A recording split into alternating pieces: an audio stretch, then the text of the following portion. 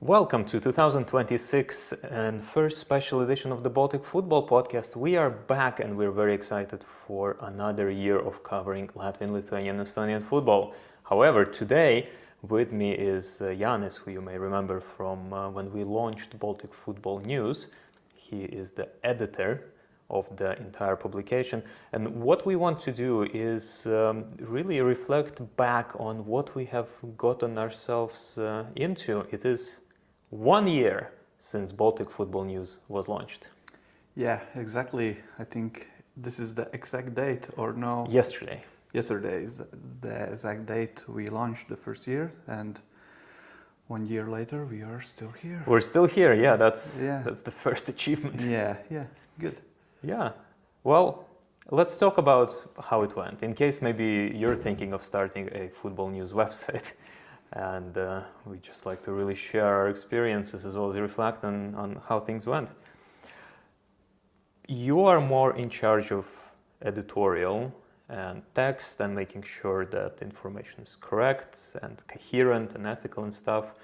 I'm more on the side of technical, podcast, development, those sorts of things. We both do a little bit of what the other one does, and of course we have a team of people who do these things and other things. But that's why the both of us are here today. So as you are more on the editorial side, what you thought it would be like to cover Baltic football when we were starting a year ago, what was the single biggest thing you were wrong about? Well, I knew heading into it that it will not be easy to cover all the leagues. Obviously, I myself can say I do know Latvian football. I did follow previously Lithuanian football also closely, and Estonian was a bit unknown to me. But the biggest thing what I could say is, the stories about Estonia, that there is a lot of things happening in Estonia which I didn't know. So that's like the biggest thing when I like jump into things, when I like to read a lot of stuff. I like to read know a bit about the history, about the clubs, let's say. And there's some interesting facts about it. Not something like what comes to me from top of my head right now, but as I just dive in a little bit deeper, it's pretty fascinating. It's different, isn't it? Yeah, it is different. Also, the mentality is different. The way the clubs operate is different, and the players how they use the young players, and everything's different. Let's say we are close one to each other, but it is different. Yeah. And from writing perspective, it was a nice, let's say, how you could say, it was nice. I can't find the right word for it. It was like a good exam for me, like for me to know where I am in this kind of things. Yeah. So how would you grade yourself? I would love to be more active on the Estonian parts. Don't get me wrong. We have good people who are also helping us in covering Estonia, but I would love to be part of it a bit more from my point of view, looking back through this year. And so it was a bit tough, but we are still here. Yeah. So when I came to you last summer, I think.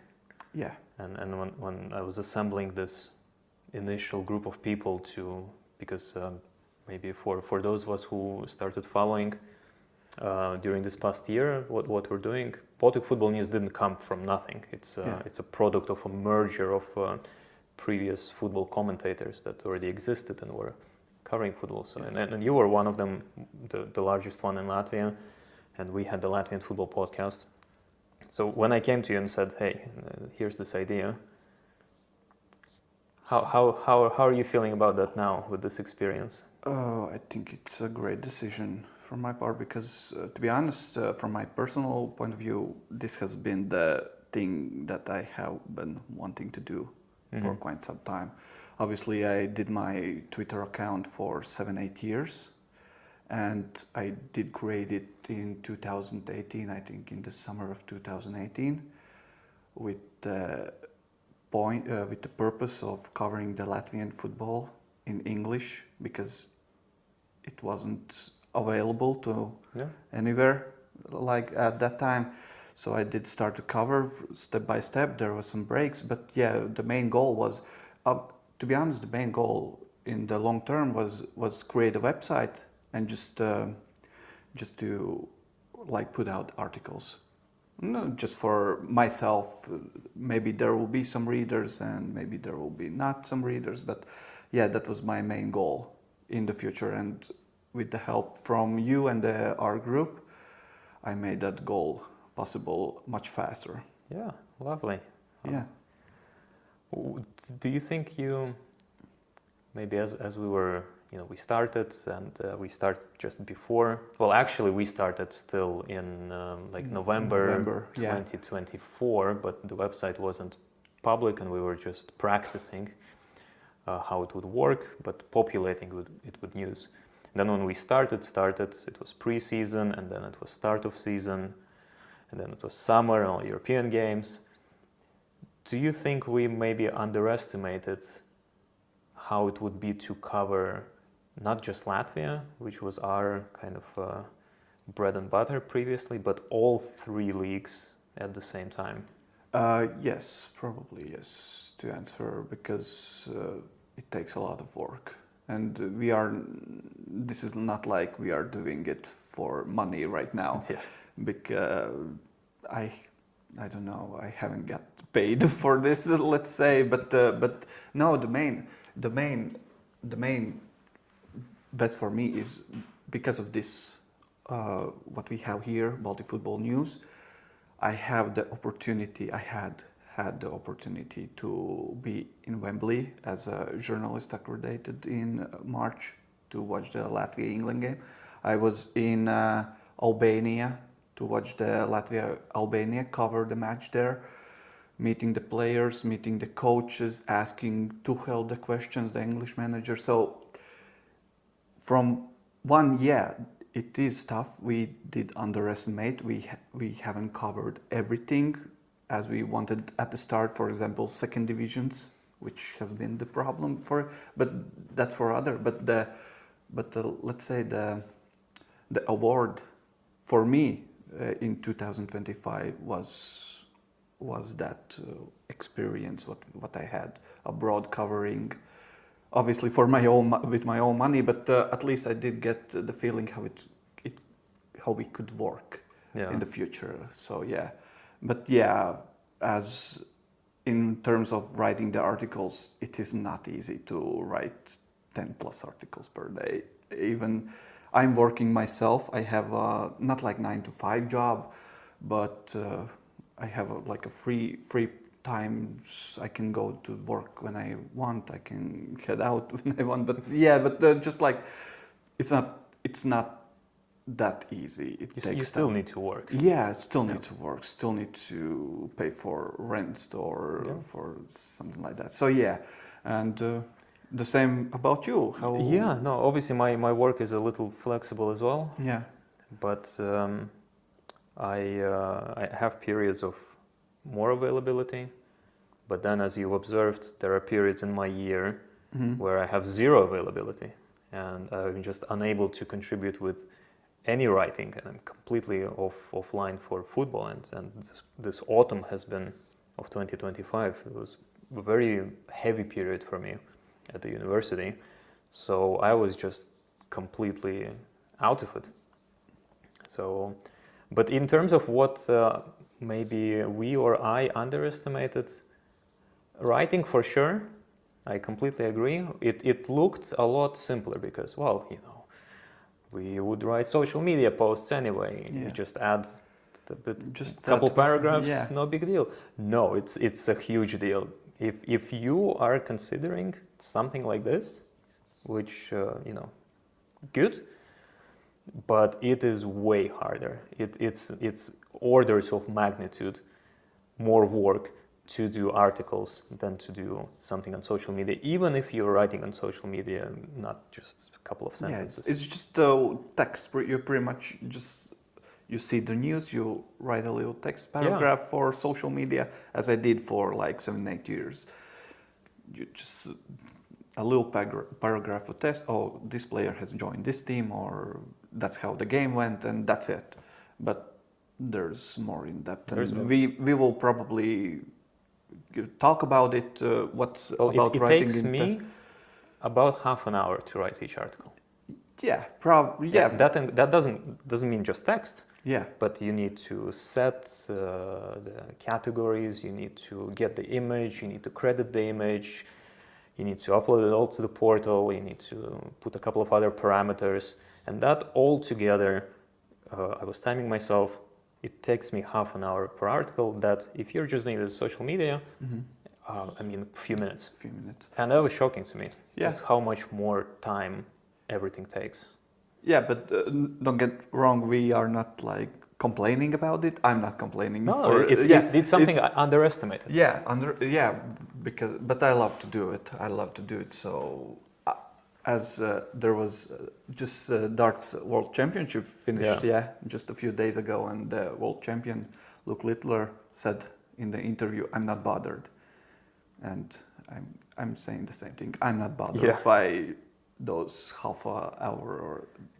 I'm sometimes bothered. Yeah, because, you know, it depends on the mood also. There might be days where you are, I'm gonna sit down and watch some football in the background and just pump the articles one by other. Those days also happen. Those are good days, but yeah. Another thing I think we underestimated was the human resources, because Latvia, Lithuania, and Estonia, whilst they're close together, it's different countries with different languages, and in the case between Latvia, Lithuania, and Estonia, also fairly different cultures. Yeah. Because Estonians, they're more Finnic people. There are many differences, but language is a big one. So, we knew that we will need people local to those places who can provide us with historical background about coming into a new league. You can learn what's happening now, but it's not very valuable unless you have this background. So we knew that, and we took care to make sure that we have colleagues in Lithuania and Estonia to cover that. But I mean, I don't know about you. For me, there's never enough. You always, I feel like we always need more, because not everyone is willing to do it all the time. Not everyone's available all the time. Everyone has something else. No one's getting paid at the moment. Hopefully that will change in the future. But everyone's a volunteer. And the good thing with volunteers is that, yes, people do it for the passion and because they want to highlight the football and that they love to everyone else. But the bad thing is that when you have to do things to pay the rent, to buy the food, you're not writing articles. And sometimes those things kind of synchronize, and you end up in the periods where there are people who are available, but there's nothing to write about.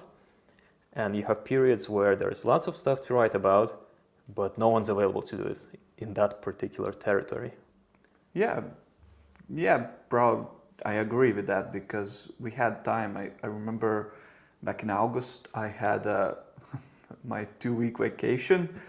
I was in Italy for my 2-week vacation, and at that time I remember I did brought an iPad, and I bought little the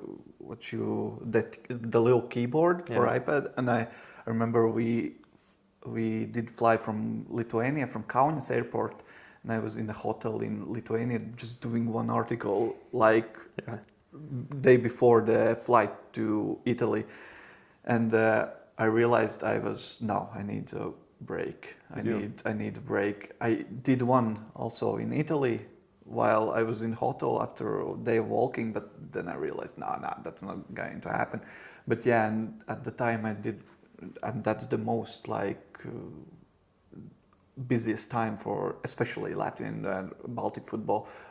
of course, Lithuanian and Estonian teams didn't make the playoff round of the European competitions, but the Latvian clubs, it was a busy time. And Yeah, with both yeah, RFS and Riga FC. yeah, we needed some, like, not like we need some more hands, but on articles. But yeah, I would love to cover a bit more Yeah. at those times. But yeah, it is what it is. We are how much we are, and don't get don't get wrong.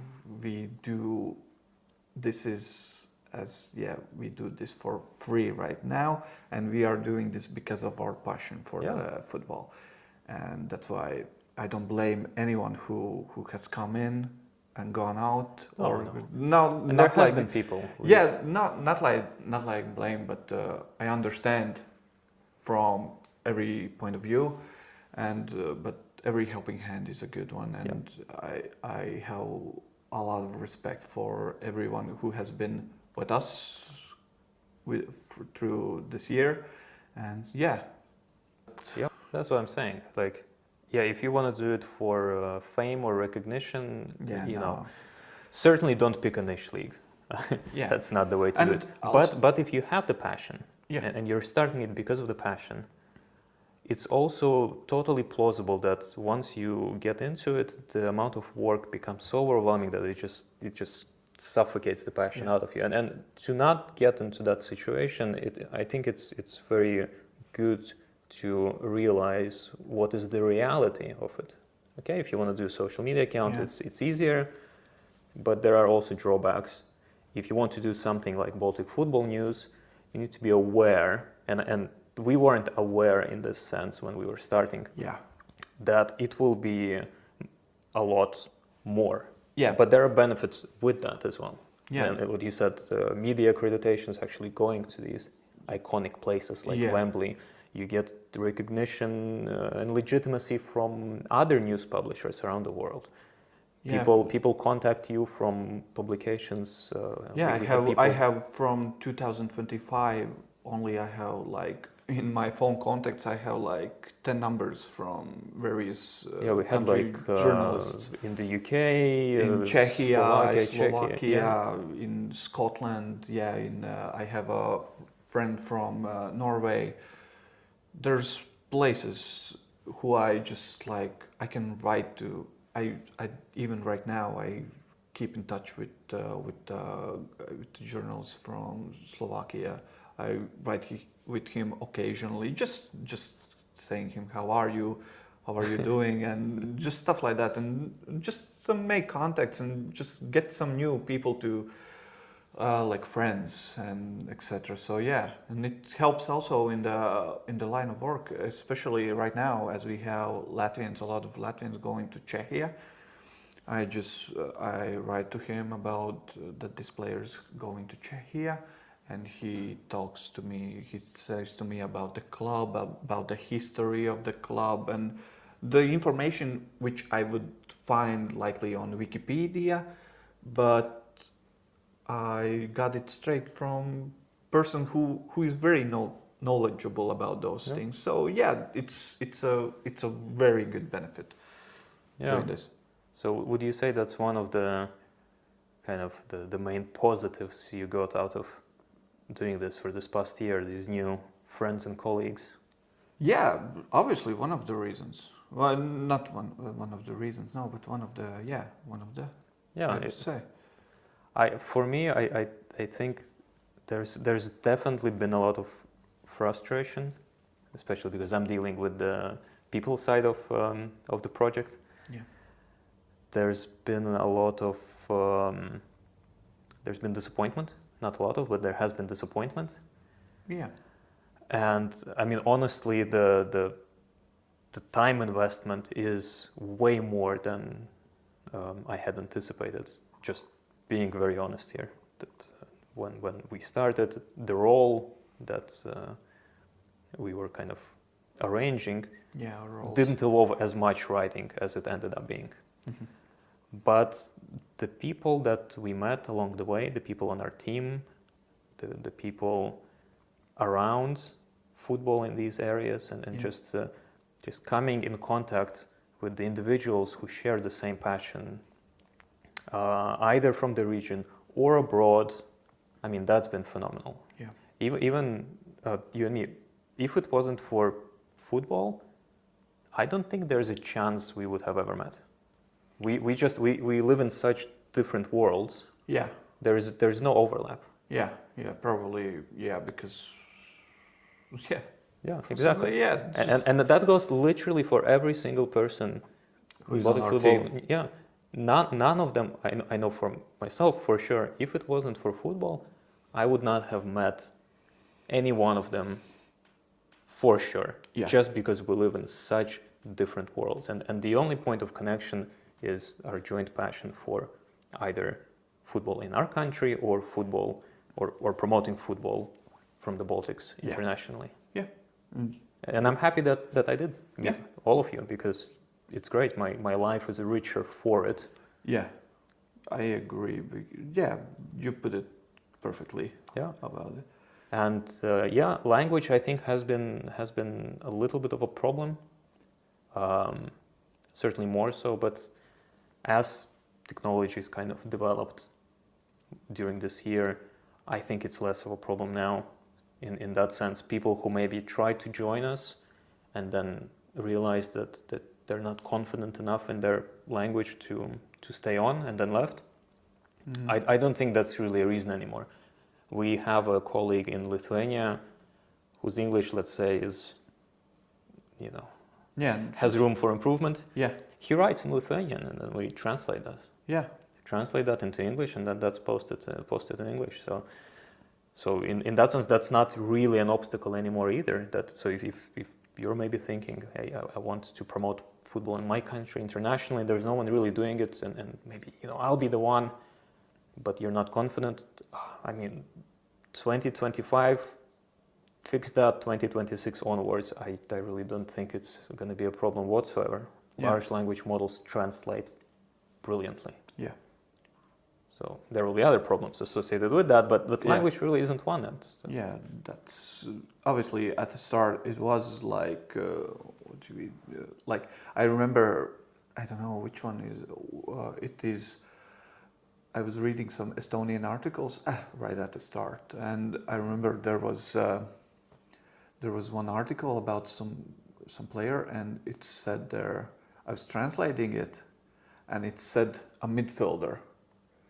And as I did write that article, our colleague from Estonia, Morten, he told to me that player is not midfielder, he's a defender. And I was like, there's the article which says it's midfielder, and he told me no, it says they're defender in Estonian. And I was like, okay, this might be a problem, but that's just... So you didn't go, you're wrong, Morten. Yeah, it's just one... Google clearly says it's a midfielder. Yeah, it's just one of those, let's say, obstacles what I occurred at the start. But as we moved on, I right now know how in Estonian it looks like defender, goalkeeper, forward, and midfielder. So that's not a problem for me anywhere. I think the only place where language comes in as an obstacle for us, with us covering the 3 different languages, is actually reaching out to people to do interviews. Yeah. I was a little bit surprised, in a negative sense, that not that many people playing football are all that comfortable doing interviews in English. Yeah. But also, it might be a thing that they haven't get used to it. They don't know. So we need to, from our point of view, we need to push them to be open, to want to do these things. Because if you want to be a professional footballer, especially outside of Latvia, especially in the big leagues, is outside of Baltics, outside not even like top 15 leagues, top 5 leagues. If you want to be there, there will be constant interviews after the matches. They will talk about you, and there's a lot of pressure. And I think even we are not a lot here who are covering Virslīga. There are like over 10 people, or I don't know. Depends on Yeah, the depends. profile of the game. Yeah, depends. Sometimes there's one, other times it's a full Yeah, room. and it depends. But I think it's, I don't know how. I think the good, for me, good example right now I have seen is Žalgiris. They have yearly the first training session. Yeah. They invite media. Vilnius Žalgiris. They invite the media. There is the players you can talk to, the coaches you can talk to, the director you can talk to. I haven't seen that in Latvia. No. I don't know, I haven't seen that in Estonia, but Estonia is a bit different because the media persons, they're the local media, the SoccerNet, that who are very good doing their job in Estonian language. I visit that website frequently. They are doing a very good job because they have contact with the clubs. They have easy access to the clubs. And I think that's why the players there are more open to interviews, in my opinion, especially in Estonia. No, but it's a bit different because you're talking about people who are also broadcasting the games, like with Edmunds and Sported Centers. They're there on site with cameras. Yeah. They're commenting on the match. With SoccerNet, it's the same. Yeah, with but Lithuania, it's a bit different also because it's a separate topic. The media ecosystem works different. In Latvia, it's centralized at the league level. Mm-hmm. In Lithuania, it's club by club, same as in Estonia. But what I'm talking about is not just speaking to press as such, but speaking to international press, which Yeah. is what we're sort of become. That why wouldn't you want to have your story told in a language that, is the most widely spoken international language in the world? And it might help your career. Exactly. In a bit of time, you can see, here's the interview with that guy. We got so many messages throughout the year from various scouts, league observers, saying that, wow, I didn't realize there's a source in English to look at, Lithuanian, whatever, Latvian, Estonian football. Mm-hmm. Usually Lithuanian, because there genuinely wasn't. And this is so good for the development of the league, because now it opens the window to what's going on there, because not that many people speak Lithuanian, not that many people speak Latvian, not that many people speak Estonian, and projects like ours, we do provide this exposure. Mm-hmm. But I'm not judging anyone. Yeah. But speaking of things like disappointments or surprises, this was a big one for me. I did not expect. I didn't think everyone will run to us, of course, but I didn't expect to be more open about that, it, especially from young ones. So the ones more experienced, never been a problem. Yeah. But those 16, 17, 18, 19-year-olds, I mean, that was interesting. Yeah. But coming back to the editorial bit, do you have maybe one article in mind that you thought was amazing, but then it didn't get any traction whatsoever? Yeah, and one is right on top of my head I covered the Latvian football for like 8 years now, and I have a lot of statistics, and one of them is the Latvian national team statistic. I have every game in one Excel, the game where it was played, the date, heading back to the 30s, before the war, and I have everything there. And in 2025 we have one thing what hasn't happened since, I don't have the year right now, but in a lot of years, that we would play a nation for the first time, and there was 2 teams, England and Serbia. So I did an article on, I think it was before the Serbic game at home, or was it, I don't remember the timeline, but I did an article about looking back at the history when we regained the independence, about how we have done in against first-time opponents. And I did put time in there. I did my research there, described some things, looking back at it. It took me a bit time to do that article. and yeah, I did post it. I remember I did post it. I did feel good, and like a few days later, I was just like, the numbers don't look good, and I was like, okay, but as not like I was disappointed, but didn't feel good. But from the other side, I love to do it. I did challenge myself with that article, and yeah, not bothered. To be honest, right now, not bothered about it. And but yeah, that's, if you ask me, that's one Yeah. of the articles what I could say which I did from scratch. I think that's an interesting point because one of our most popular articles Is the one about the for the football. entire year is Penny Bond losing their luggage in Lithuania and having to go and buy gear in a local Sports football store. sports store. Yeah. That's not, that is pretty much the opposite of what you're Yeah. talking about, because you put in a lot of analytics data that had to be collected and maintained and put it in an article that got very little traction, and something like that got a lot of traction. Yeah.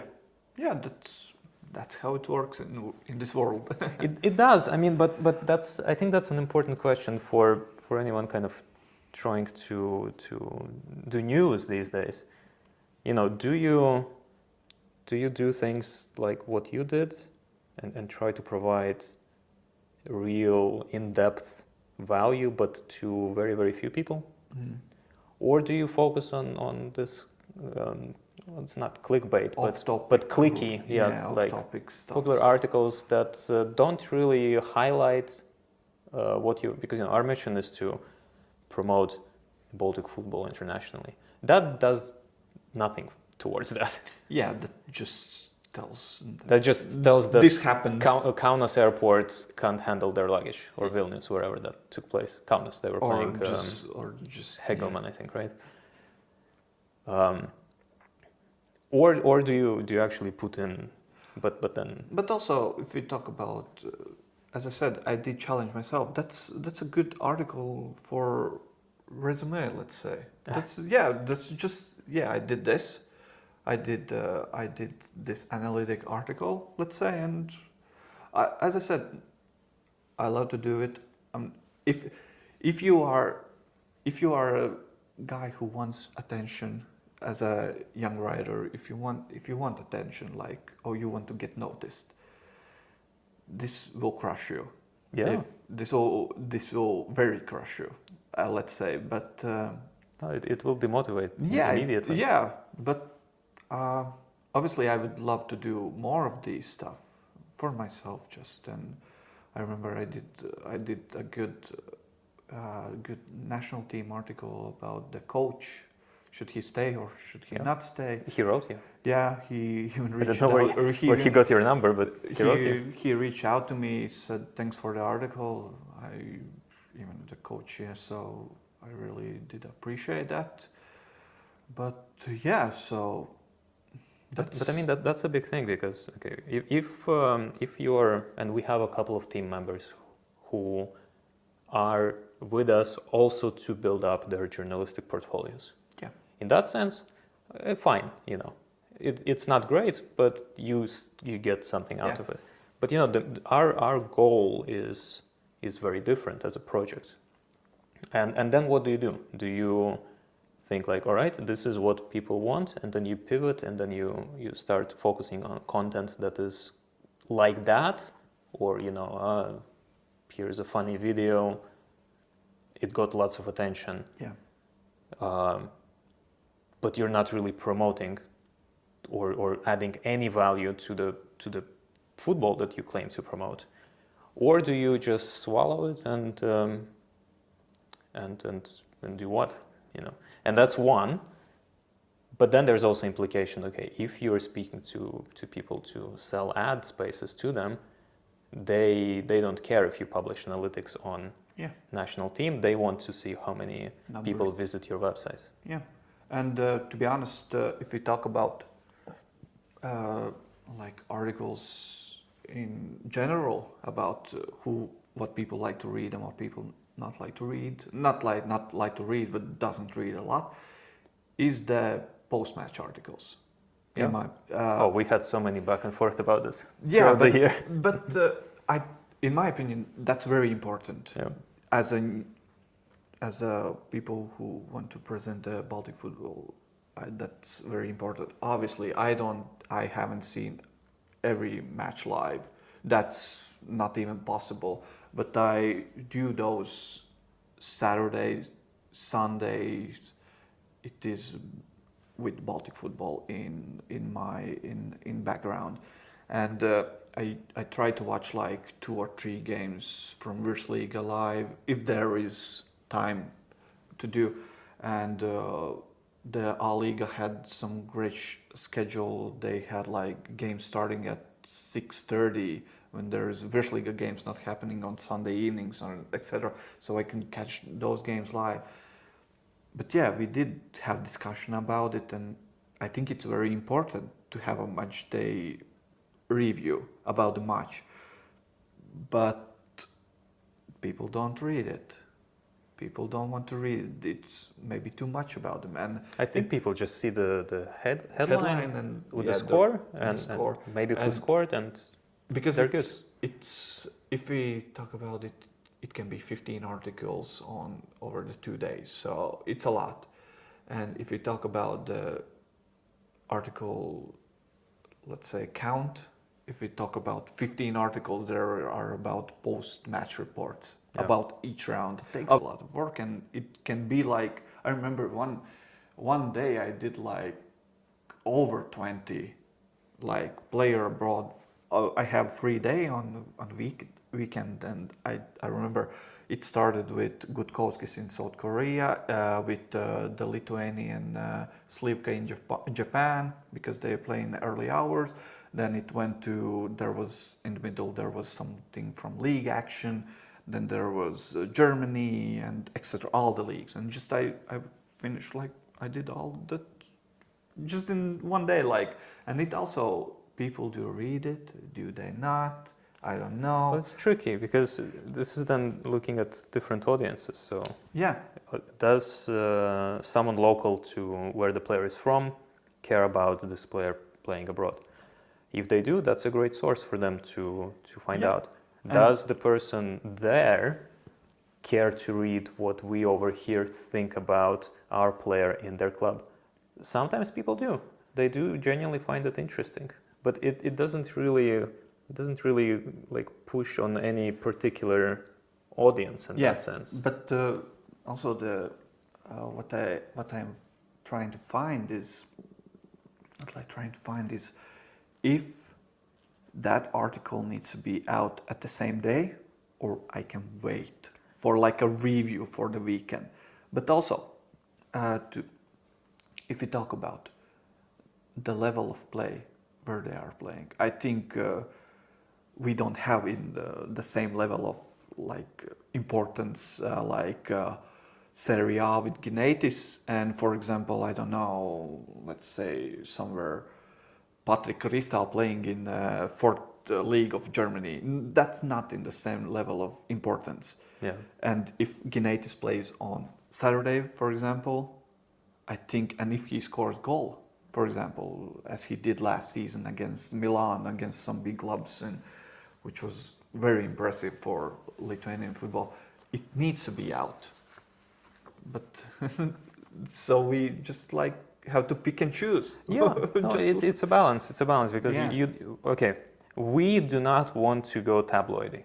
Yeah, I think that is something we absolutely agree on. So we don't want to be posting articles about Penny Bond losing their luggage. Yeah. For the sake of posting that kind of articles, we don't want to be posting articles about who is dating whom. I went on, I think, 433 the other day, and I was shocked that it's just that kind of stuff.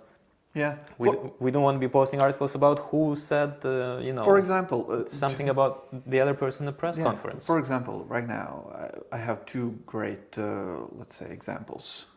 Do I write those or do not write those? Kuro Torres, now one of the candidates. Obviously, it's from the Spanish tabloid, which is like a yellow press, Yeah. so-called.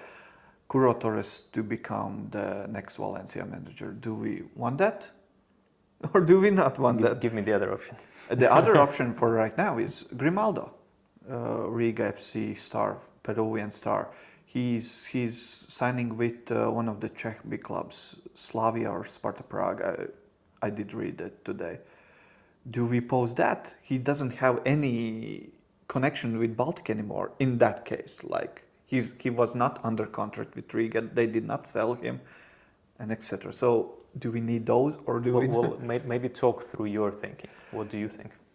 In my opinion, And then I'll tell you what I think if it's different. yeah, in my opinion, I think I would love to say yes, we need to those, but from other side, do we? That's like, I don't know. As I said, that's tough. Right, to, so your thinking is a coin flip. yeah, just conflicting guys. Let's say because yeah, it's great news that Curro Torres is one of the candidates. He was just.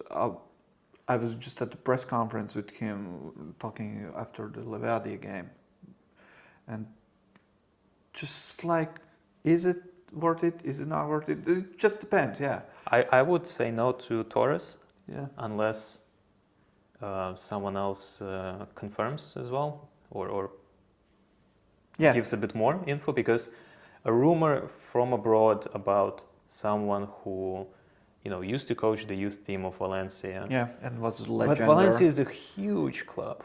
Yeah. That is a little bit. I wouldn't find that publish worthy yet, unless someone also picks it up who's a bit more reputable. Yes. Grimaldo, I would because it is still highlighting him. Okay, he's not. Yeah, He's not local. But in he any did sense, grow here. but he played here. He Yeah. was important.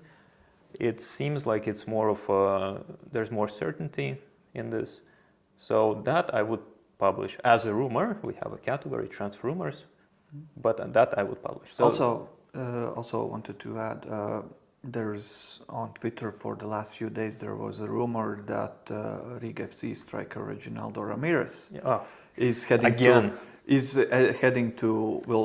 joining the Hearts, or they are interested, and I did not write that because I reached out to my Scottish guy who is close to that team, and he said that is not correct. And also Ramirez has been linked to Porto over the years. And I think his agent just likes doing that. Honestly. So maybe he's in salary negotiations with Riga or something. Maybe, yeah. But yeah, that's also, I don't want to put out like wrong articles, because I was certainly correct with the last one, Riga signing. I got from my source about him joining, and there was some other news before, also Valakari when he was heading to St. Johnson.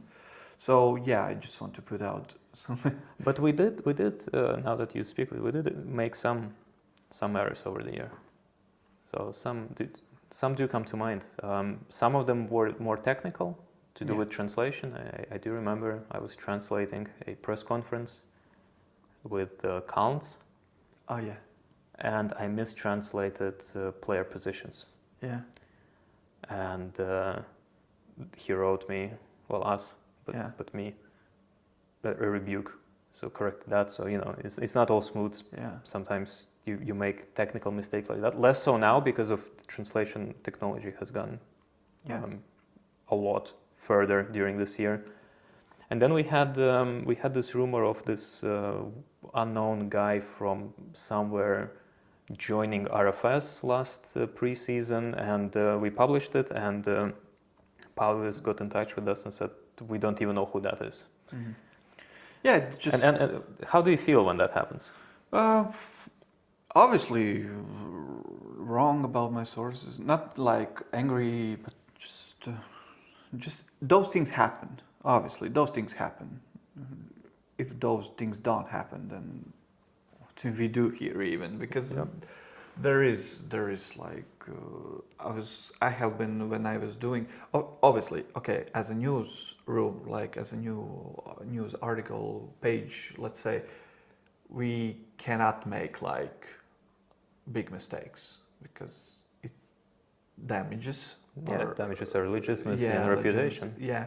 That's another thing between running it as a news portal Yeah, and because- as a social media. Yeah, because as a The social... stakes are much higher Yeah. to be correct. But also, to be honest, if we look at the other nations, the big nations, the footballing nations, Spain, England, and etc., they have those yellow pages who are just spamming rumors. But And we agreed that that's not yeah, the and direction that's we want to not- go in. Yeah, and they're just spamming and they are just throwing like I will say like, no, I will not lie. They are throwing and trying to stick something to stick. Yeah, they're throwing caca on the wall. Yeah, so those things happen, but it's not. I tend to feel a bit embarrassed, and I remember also last preseason I was talking to Supernova Press guy, and we had published like 2 or 3 weeks prior an article about them signing a goalkeeper for that season, Yeah. who was training with them. Yeah. But and we published that that's something that happened. Yeah. And then it happened, so it was correct in that sense. But the guy told me that, like, even we didn't know that we were gonna sign him.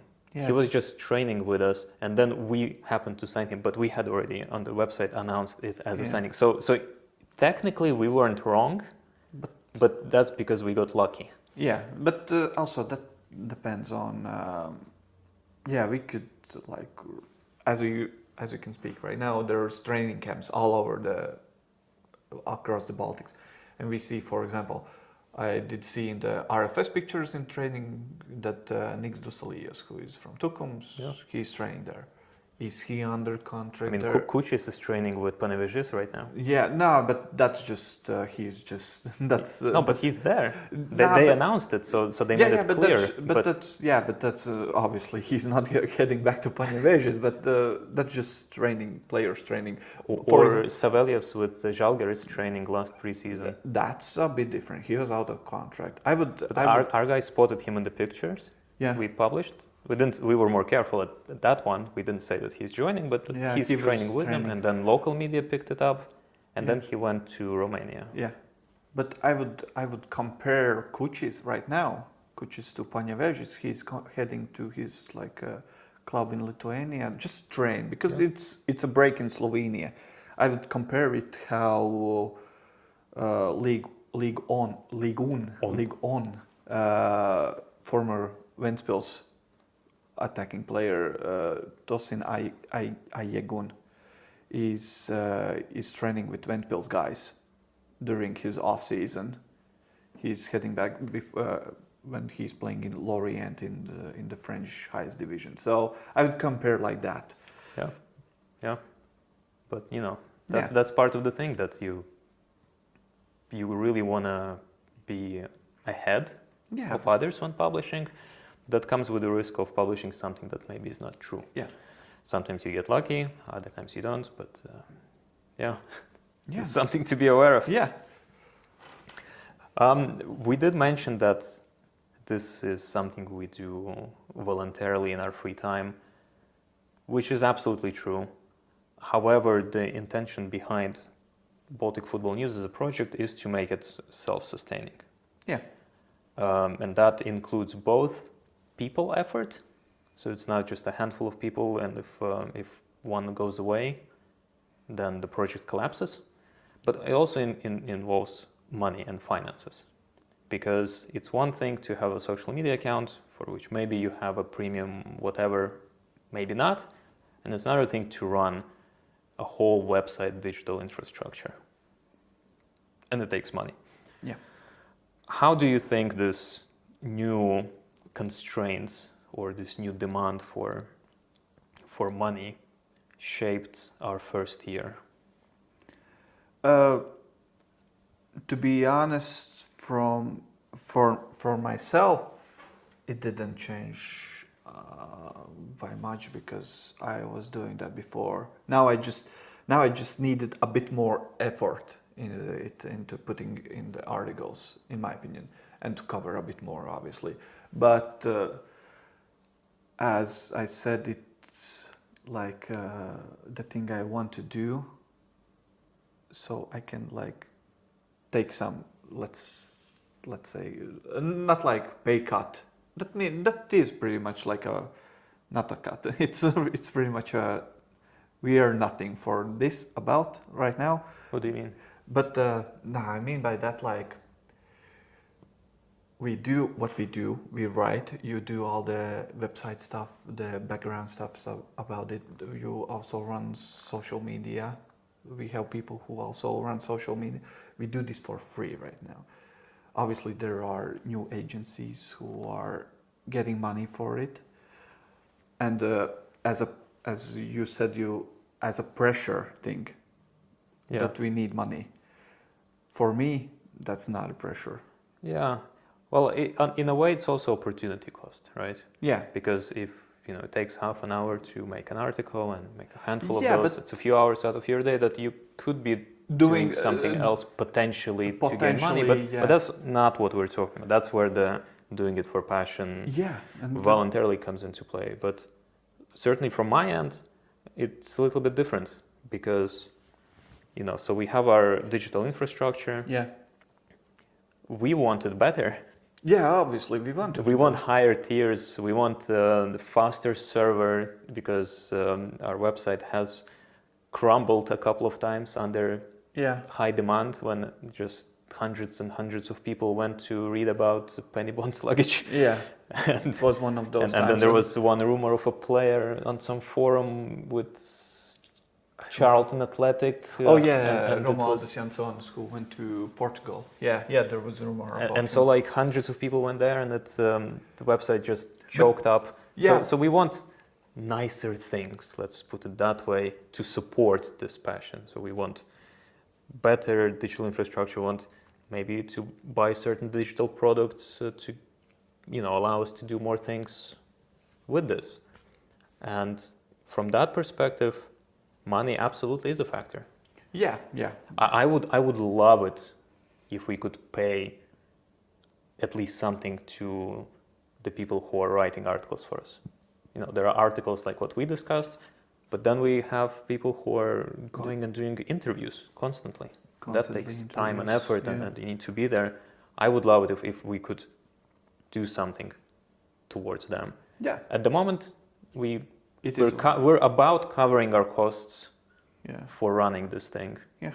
But we're not making, and this isn't our goal because if we really wanted to, then post clickbait articles. Yeah, we no just problem. go for it. But this is also where the responsibility for the decision to not go that way comes back because, fine, everyone is clear on what the deal is. Let's put it that way. When we talk to new people, we make it very, very clear that this is the situation. If it changes in the future, then it might be different. Yeah. But then, you're writing and you're writing and you're writing and you're writing, and at some point, there's a little bit of like,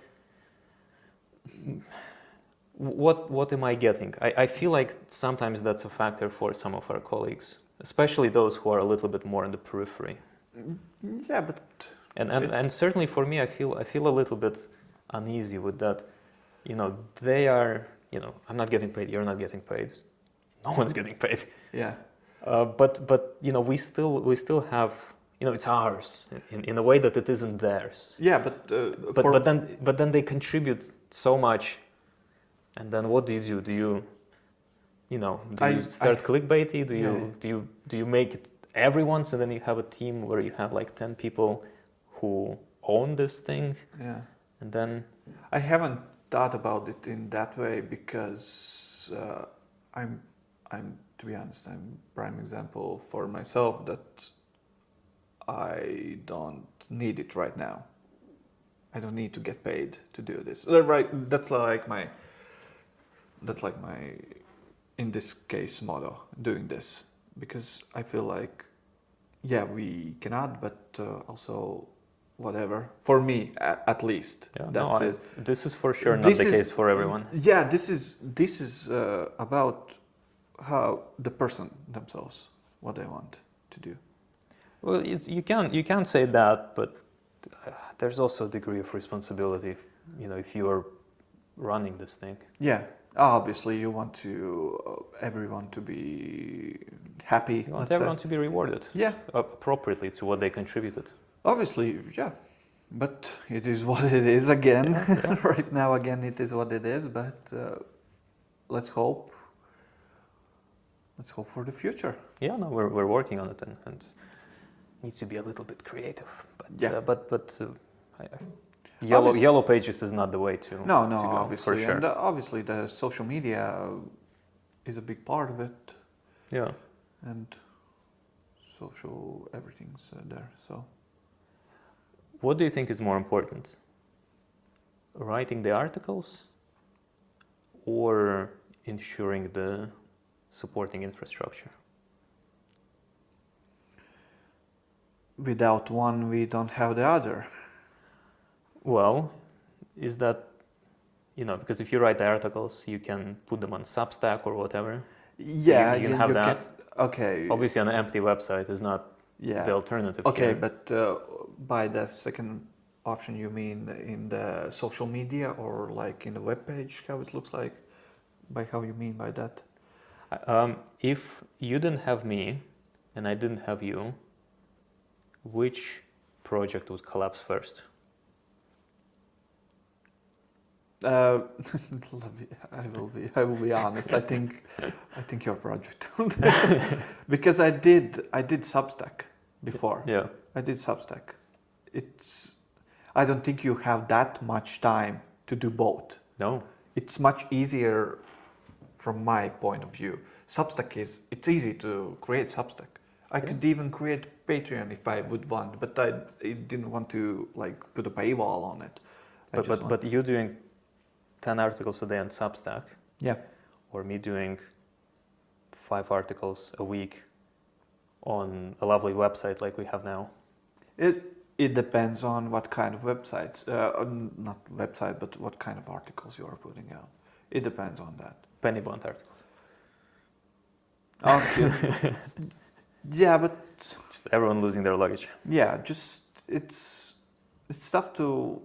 But as we look into the things, I think it's tough to, especially I would say for myself, that was my dream. As I have said before, that was my dream to have a website and to put out even before that in Latvian, not like in Latvian, but about Latvian football articles in English.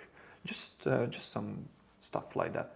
That's why I did open up my Substack, because I'm not advanced enough to make a website or to pay 300, 400 euros to some kind of web designers who can create my website. So yeah, that's one thing. It depends on the person. Yeah, it depends, but it's a factor, because we did have at one point we did have this conversation. Do we continue as a news publisher, or do we convert into something more of a magazine?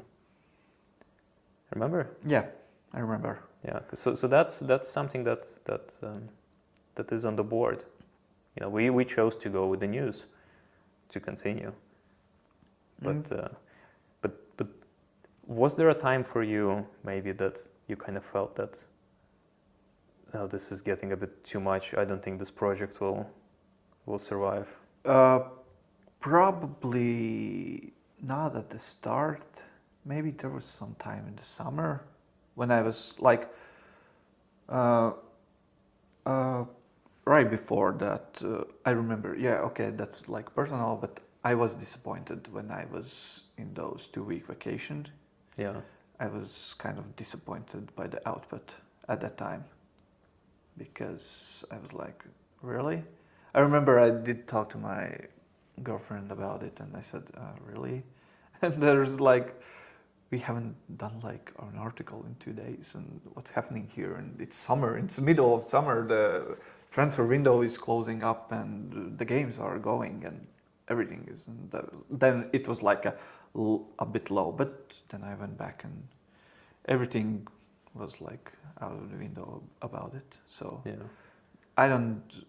that was one moment. If you ask me honestly about it, that was one moment. But right now. Everything is good. I think I had a similar time, and then I remember over summer we also we had a cyber attack, Oh yeah, about and those. I spent like a week just cleaning code and doing basically nothing else, Yeah. and it just wouldn't go away. And we thought we'd cleared it, and then it'd be back, and then thought we'd cleared it again, and it'd be back, and that was. I didn't think that,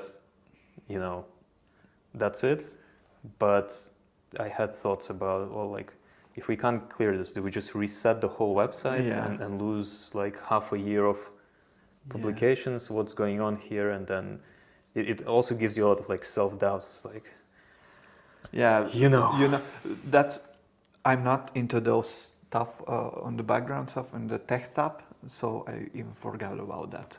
See, Yeah. that's the thing. Yeah, about that. yeah, it's was the thing that happened. There was a time when Chinese or Japanese went for us. Yeah. But then once we fixed it, because the website became so indexed in Japan, Yeah. I think we actually picked up some Japanese audience as a result. So It's good.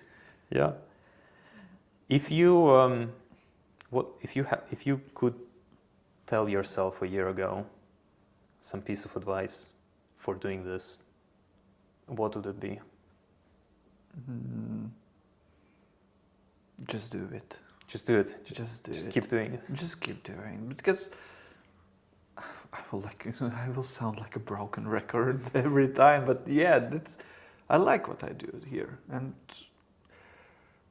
obviously I would there to be more covering about Estonia, probably about it.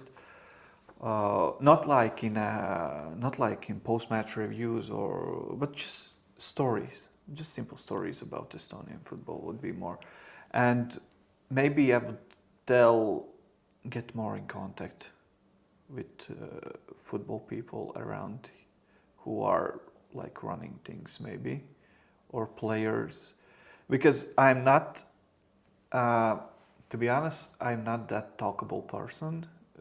I don't like to talk. I don't like to be in big crowds, which is really random. I don't. Typical Latvian. Yeah, I don't like to be in big crowds. I don't like to talk with people.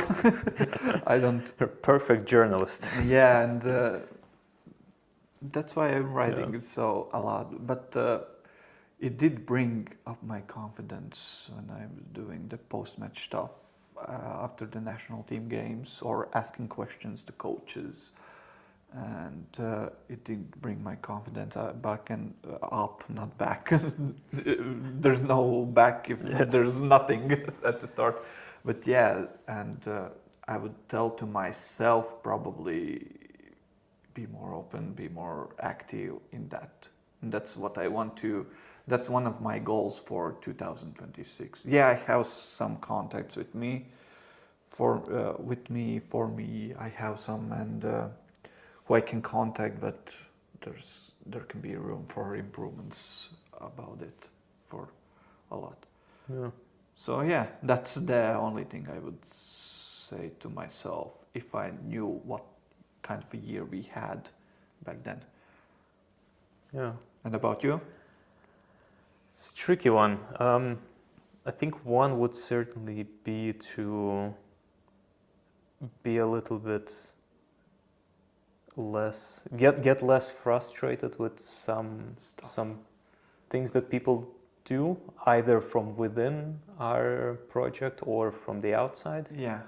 Yeah. Because, like you said, if this is what you want to do, then do it. And who cares if a person makes 2 grammatical errors in a 3-word sentence? Yeah. I guess that's just something you live with. Yeah. And another one, I think, more on the project level would be to. I think we lost at least a couple of people because I threw them in at the deep end too quickly. Yeah, just like. I think need to, the people who come fourth. They do it. There's, again, how many times we said it? There's no money involved. So if someone comes fourth, it's because they believe in the mission. They believe in what in the ethos what we want to do. They want to grow. And maybe they need to be nursed a little bit more if they're not confident with their language, or if they're not confident in this identity. Yeah. Because all of a sudden you're a football journalist now. To me maybe that doesn't really mean much. Yeah. But to someone else maybe that means a lot. Maybe there's a whole role and persona that suddenly shadows over them, and they're like, no, I'm who am I to be that. And I think I threw them in at the deep end a bit too soon, and they left. And we definitely shouldn't be dropping people who want to contribute. Yeah. If they really do want to contribute. Yeah, I remember I did. We had a new guy, and I asked him to do not like ask him to do. I said, "Are you up to doing one post-match review for Estonian league?" Because it was a very busy period of time. Saturday, Sunday, there was games every 3 days, and I needed help I can in that case. And I remember I did ask him if he wants to. And he said yes. I did I gave him the plan, how I construct that article. And after our response was, nah. That particular guy is not who I'm thinking of. That person, their kind of plans changed, I think, as he joined us, and then he just didn't have the time. Yeah. But yeah, they're also like I'm that. just, yeah, but what I wanted to say is, we don't put on the first day, oh yeah, you do the big match review. Yeah. That's not, as I did work a bit for sportcenters.com. I did write there for a bit, and they don't give you at the start big articles to do.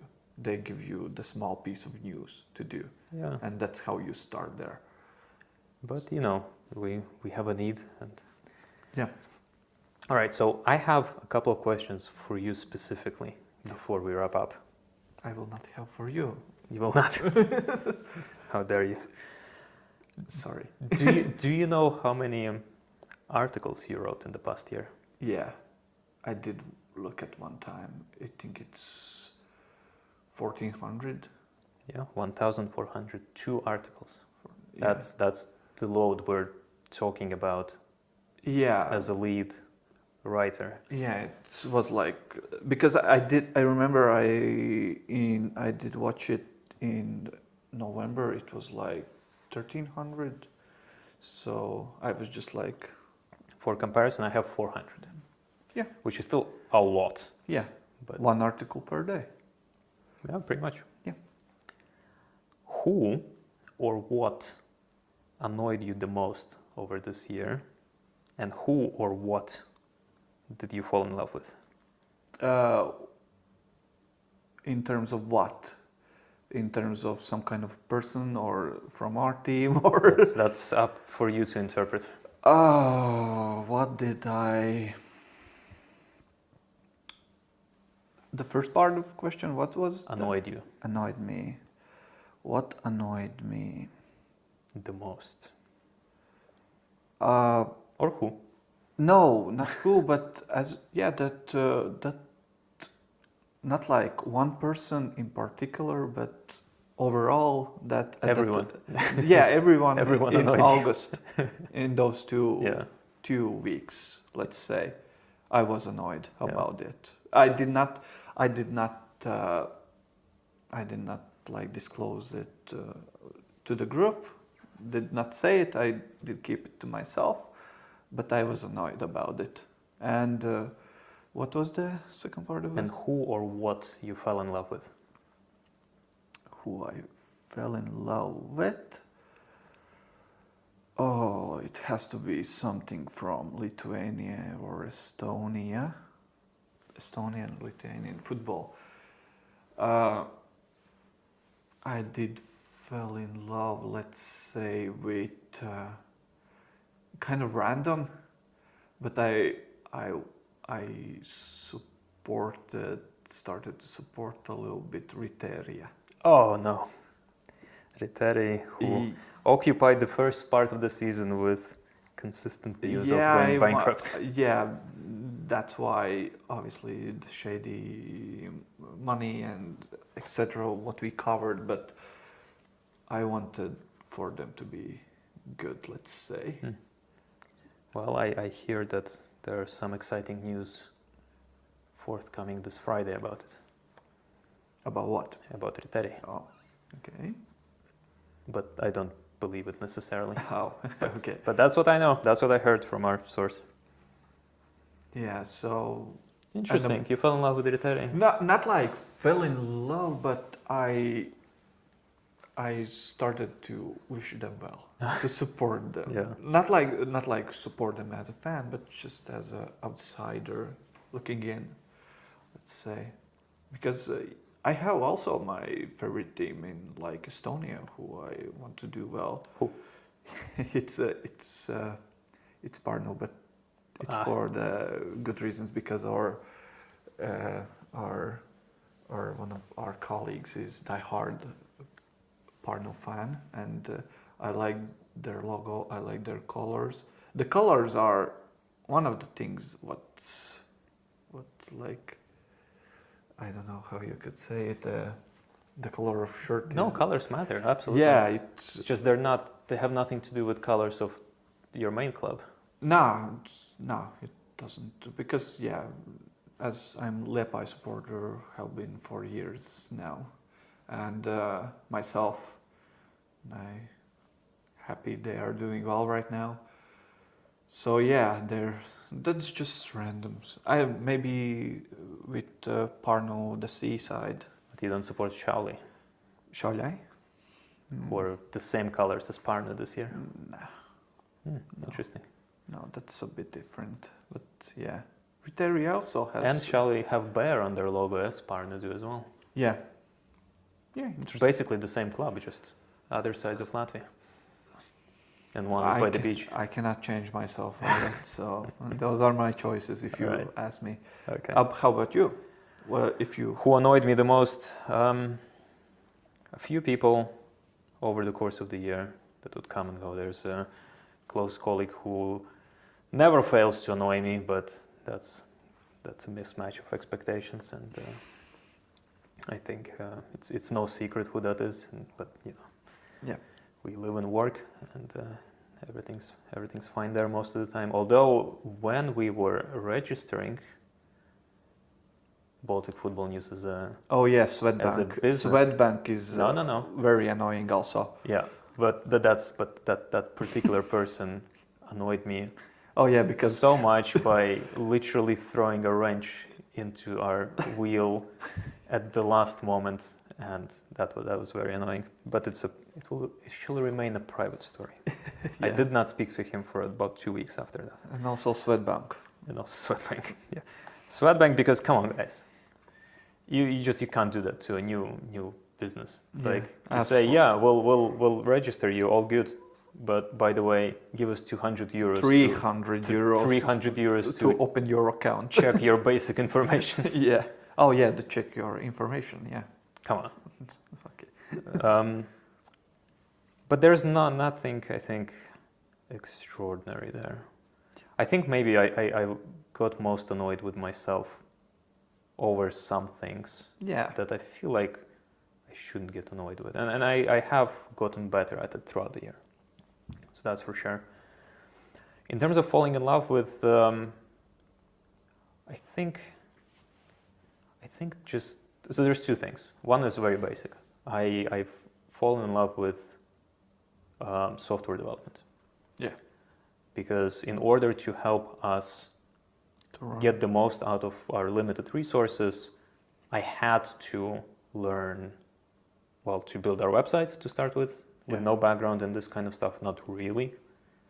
And then later throughout the year, and that's also became part of my work elsewhere, to start learning automations and use of artificial intelligence. Yeah. And it's not all been, it's been a hit and miss. Yeah.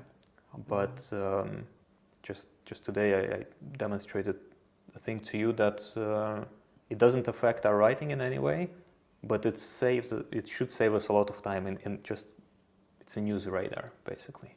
So instead of going to 30 sources to check if there's any news, we now have that automated. And I learned a lot doing these things, and I think there's a lot of potential there. And as a result of that, my students learn the stuff as well now. Yeah. This year in my program, we were learning this basic stuff purely because this is something that I had to figure out to do to make our lives a little bit easier, more sufferable in these heavy periods. That's good. And another thing is that's a little banal, but the people really, like the people we met in Lithuania and Estonia and got to know. Obviously, as a result of doing that, the people from further afield who joined us to cover these, we're not just based in Latvia, Lithuania, and Estonia. We have colleagues in France, in England. Yeah, and that's been wonderful. Yeah, I agree. So, are you looking forward to another year? Obviously. Lovely, and we look forward to this journey, to continuing this journey with you. We have plans and aspirations for 2026. Yeah. What comes, what doesn't come, time will tell. But thank you for joining us, and we'll be back to regularly scheduled programming not too long from now.